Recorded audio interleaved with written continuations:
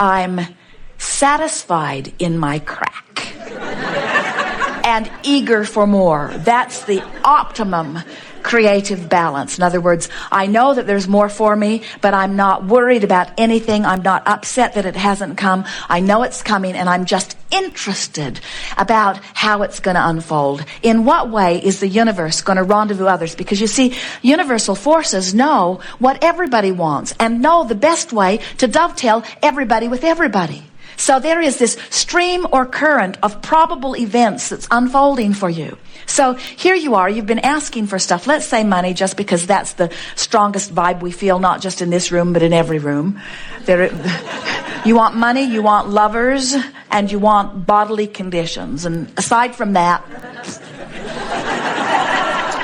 so your life experiences caused you to ask for more dollars. And you are right now in this moment having a vibrational response to the idea of dollars. If you're worried about them, then you're a vibrational far cry from this vibrational escrow that's over there waiting for you. If you are eager about dollars, then you're right there and they're flowing rather easily for you. If you're angry about dollars, they're making their way to you the hard way. If you are in despair about dollars, they're not coming at all. If you are hopeful about dollars, they're flowing in. You'd like it to be more, but they're flowing in. If you're believing that anything that you want flows to you, then the dollars are flowing comfortably. And the only thing that you need to speed the flow is more stimulation, which causes you to launch more rockets. In other words, the money that flows to you, the money that shows up in your bank account, so to speak, is controlled by only two factors. The stimulation that you are living, which causes you to throw more things over there into vibrational escrow. Didn't know I wanted a yacht till I saw one. Didn't know I wanted a gorgeous home on the hillside in Sedona until I saw one. So whatever your exposure to experience is doing for you, you're launching those rockets. So that's one factor that is controlling the money that goes into your bank account. The other factor is, how do I feel when I approach the subject of money? So I pick up the newspaper or the magazine that's in my sleeping room, and I begin looking at the real estate in Sedona. And I am knocked over by the beauty of so much that I see. And then I hear that real estate prices have doubled in the last year in Sedona. And then I complain because I was here last year. I could have bought the house last year. Now, the magazine and the tour that my friends took me on caused me to launch a powerful rocket of desire. But now I'm grumbling about nothing's worth this price. I'm separating myself from what I'm asking for. And what we're wanting you to understand is, you speak as if there is a quantifiable, limited amount of money that's coming to you. You don't get it yet so often that your desire has put it over there in vibrational escrow for you. It's not a matter of how much money you have right now. The new desire is summoning the new money if you will let it. That's how the new money, the new boyfriend, the new everything gets into your experience. The lack of it causes you to ask for it, and Source says, all righty then. Really? Ask and it is given. Someone should write a book and call it that. Ask and it is given.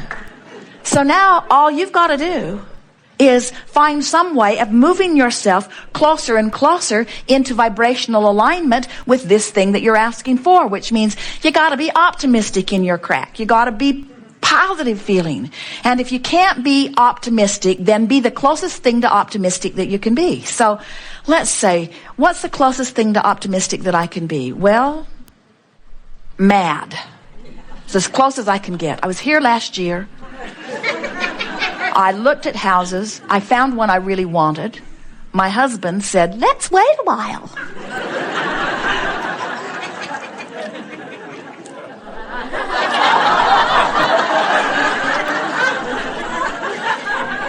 And now they've doubled in price. So that ornery is as close as I can be to optimistic. Well, now you know what your work is. Your work is to find some way of soothing this resistance. And do you know that when you soothe resistance, you always feel relief? So let's talk about this emotional scale and the process of soothing resistance. So the emotional scale is like this. On one end of it are really good feeling emotions like love and passion, appreciation. On the other end of it are not good feeling emotions like despair, depression. On the good feeling end is your perception of utter empowerment and freedom.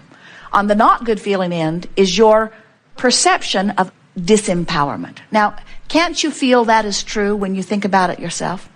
Can't you feel that when you're afraid or when you're feeling fear, when you are depressed, can't you feel your perception of absolute powerlessness? Couldn't you say and be accurate that emotions, the sliding scale of emotions, are all about disempowerment, empowerment? Well, that's what it is. Here you are as leading edge creators. Do you get that? You are extensions of source energy.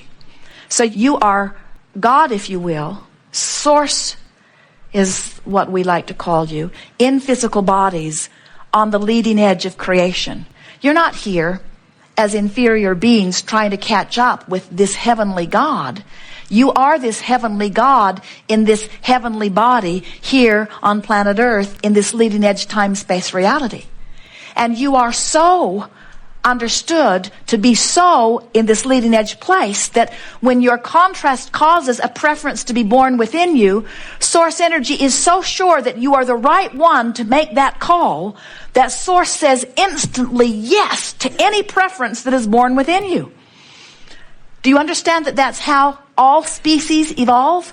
What could be better than the one-celled amoeba in the ocean having its experience and having a preference be born? Now, we promise you that from your human genius perspective, you couldn't even begin to relate to the experience that the one-celled amoeba is having. But the one-celled amoeba is having an experience, and it is giving birth to preferences, and when it does, source says yes, and because it does, it evolves. And so do you. All species evolve in just that way. And how could it be righter than that? In other words, who could choose better for you than you? Now, sometimes you say, oh, but what if I'm evil? What if I'm inappropriate? What if I'm unworthy? And we say, you can't be. You're not, no matter what. So whatever experience you're in, you're giving birth to a desire, and source is saying, you're the best one to know from where you stand, and we agree. And now we're saying to you, all you've got to do is you've got to bring yourself into agreement with what you ask for that source already agreed with. Jerry and Esther have navigational systems in their vehicles. And the premise is there are satellites in the sky and satellite dishes on their vehicles and a computer inside. And because of all of these contraptions, the system, Magellan in one case, Pioneer in another, OnStar in another, knows where they are at all times. So that one point of vibrational relativity is established. As soon as they turn the system on, the system knows where they are. And then they program in their desired destination. And then Magellan says, please proceed to the highlighted route. Magellan has only one job, to direct them from where they are to where they say they want to go. Magellan never says, where have you been? It's not relevant. There are only 2 points of vibrational relativity. Where are you and where do you want to go? And as long as they follow the route that Magellan has advised, Magellan is very happy. But if they divert from the route, Magellan says, please proceed to the highlighted route. Please proceed to the highlighted route. Your guidance system does the same thing. Sometimes Magellan will say, when possible, make a legal U-turn.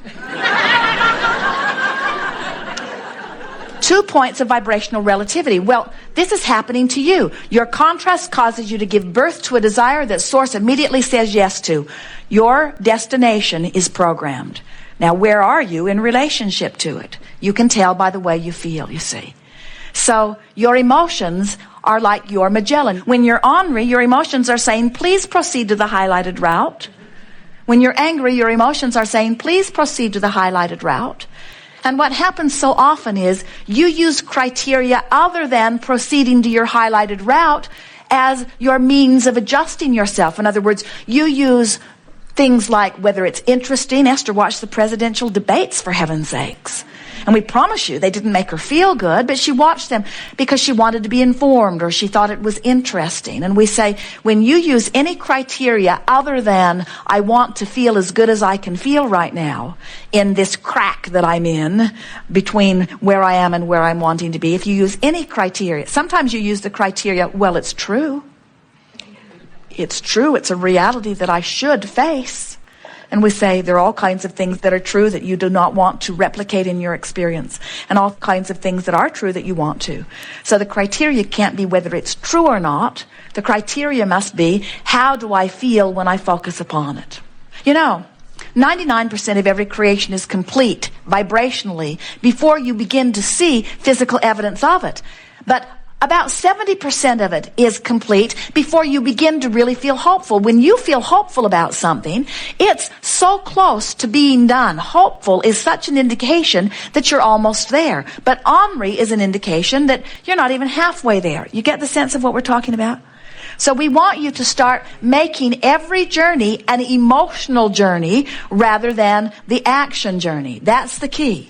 So it's not about whether I have my money or my lover or my improved bodily condition. It's how I feel about not having my money, not having my improved bodily condition, not having my lover. You have to find a way of separating what's happening right now, not enough money or a body that hurts or something that's absent that you want or something that's present that you don't want. You have to find a way of separating what's happening right now from how you feel about what's happening right now. And when you separate those two and then you do something about how you feel about it, now you're improving your vibration. Now you're closing that vibrational relativity. Now you're quantifying your journey. Now you're on the path going in the right direction. And now circumstances and events are going to start showing up for you because Source knows where all of the rendezvous points are. You've just got to get in the vibrational proximity of them. And it's happened to all of you many, many times. Haven't you ever had an impulse about something and you followed the impulse and it paid off in a very big way? That was you following the impulse of something that felt good, and Source Energy was leading you right to the rendezvous place that it knew was there. We're not kidding you. Those rendezvous places are known. You're not out there just flying blind. You've got a friend upstream that knows everything you want, even better than you do, and everybody out there that will accommodate you and assist you and knows what the best probability of getting you to where you want to be the fastest is. And if you're following your bliss, then you're on your track. But sometimes you can't get a whiff of bliss, and that's the point that we're wanting to make. If you're in despair trying to follow your bliss, you're going to get discouraged. So we don't want you to be in despair following your bliss. We want you to follow your bliss, but we want you to stop off in revenge. Revenge feels a lot better than despair, doesn't it? So can't you acknowledge that it's in the right direction? If you were frustrated, we would never coach you into revenge. That's going the wrong way. But if you are in fear, or if you are in despair, we'll coach you into anger. We'll coach you even into rage if you can't jump all the way to anger. Anger might be too bright and fluffy for you from where you are. But we will coach you in the direction of what feels better. And when you feel the slightest bit of relief, that's your indication that you're releasing resistance. And every effort you make leaves you in a different vibrational stance where you have access to a whole set of circumstances. So now consider this.